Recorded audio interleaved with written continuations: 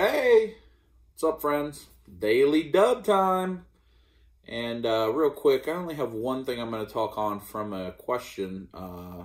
Cheyenne Malik, I think is how you pronounce the name, on Instagram messaged me about having toys and stuff in my background when I do these. So here, because I'm at home, I haven't left for the airport yet. But I'm going to try to do different things in the background. Just last week, it was, as you know, like 2 degrees, and I wasn't going outside in that. So it just depends on my circumstance, where I am, what hotel I'm in, if I can find a good place. So I'll try to do better with that. Today, no other questions, because I want to talk about the football and what I'm doing this week. So first, I think what I kind of thought would happen to football games made sense. It's kind of what happened. In the first half, both of the established teams, the Saints and the Patriots, kind of dominated. And then wackiness ensued. So, hats off to the Chiefs and to the Rams for making it competitive, where they both looked like they were going to be blowouts. But, those two football games yesterday are going to be marred by the different controversial things that happened. And that's unfortunate because they both ended up being good games. I think the first time ever both championship games went to overtime. So, in the first game, in the Saints game, the pass interference call that was not made is really bad. I think both games have an element of something that the NFL tends to take and look at changing a rule. And I think that play was egregious enough that you may see the NFL introduced some form of instant replay on pass interference calls. I think the Canadian Football League has that already. So you may see that happen, but and that certainly, if that call is made, 99% the Saints win the game. So that will certainly have an impact. But the Rams made the interception overtime. Kicker made some big kicks. Even though I feel like the Rams got outplayed, they won the game, and that stinks for Saints fans. And there certainly was naughtiness happening with the referees. So we'll see how that goes. Very similar outcome in the Patriots-Chiefs. The Chiefs had the game won with the interception, but they lined up offsides. That wasn't a blown call. That was a very clear, he was offsides. It just is unfortunate that, if that interception stands, they win the game. It's over. And both of those situations, if the call had gone a different way, a different team is in the Super Bowl.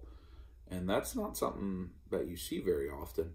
But I think the more specific thing is in the overtime, Patriots got the ball, drove down and scored. You almost knew they would because it's Brady.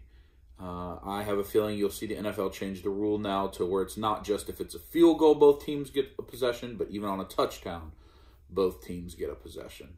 The same way that they introduced the field goal component of overtime a few years ago when a playoff game happened the same way. So it's unfortunate for both losing sides. If whatever team you're a fan of, if you're happy, congratulations. If you're sad, I'm sorry, because it was a really interesting day of football.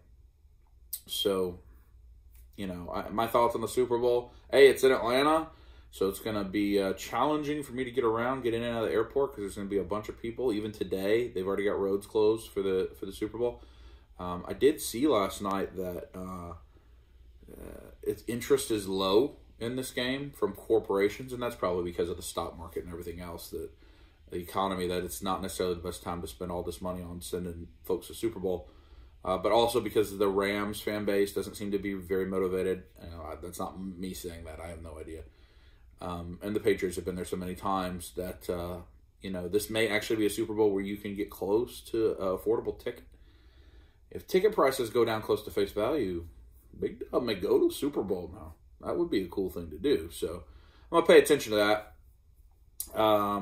But I think the Patriots are going to win. I think the Rams opened up as the favorite, which is pretty surprising to me. But I think until somebody dethrones Brady, it's hard to argue against it. So that's enough football. I know not everybody's into that, but there you go.